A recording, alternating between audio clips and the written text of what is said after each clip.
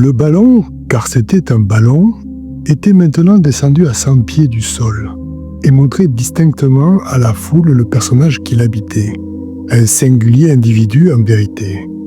Il ne pouvait guère avoir plus de 2 pieds de haut, mais sa taille toute petite qu'elle était ne l'aurait pas empêché de perdre l'équilibre et de passer par-dessus le bord de sa toute petite nacelle, sans l'intervention d'un rebord circulaire qui lui montait jusqu'à la poitrine et se rattachait aux cordes du ballon. Le corps du petit homme était volumineux au-delà de toute proportion et donnait à l'ensemble de son individu une apparence de rotondité singulièrement absurde. De ses pieds, naturellement, on n'en pouvait rien voir. Ses mains étaient monstrueusement grosses, ses cheveux, gris et rassemblés par derrière en une queue, son nez prodigieusement long, crochu et empourpré, ses yeux bien fendus, brillants et perçants, son menton et ses joues, quoique ridés par la vieillesse, larges, boursouflés, doubles. Mais sur les 2 côtés de sa tête, il était impossible d'apercevoir le semblant d'une oreille. Étant descendu, comme je l'ai dit, à 100 pieds environ du sol, le vieux petit monsieur fut soudainement saisi d'une agitation nerveuse et parut peu soucieux de s'approcher davantage de la terre ferme. Il s'appliqua alors à extraire de la poche de son paletot, d'une manière agitée et précipitée, un grand portefeuille de maroquin.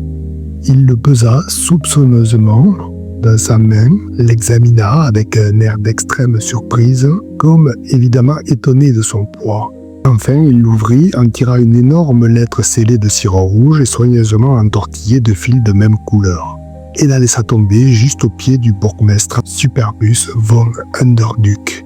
Son Excellence se baissa pour la ramasser, mais l'aéronaute, toujours fort inquiet et n'ayant apparemment pas d'autres affaires qui le retinssent à Rotterdam, commençait déjà à faire précipitamment ses préparatifs de départ. Et comme il fallait décharger une portion de son lest pour pouvoir s'élever de nouveau, une demi-douzaine de sacs qu'il jeta l'un après l'autre, sans se donner la peine de les vider, tombèrent coup sur le dos de l'infortuné bourgmestre et le culbutèrent juste une demi-douzaine de fois à la face de tout Rotterdam.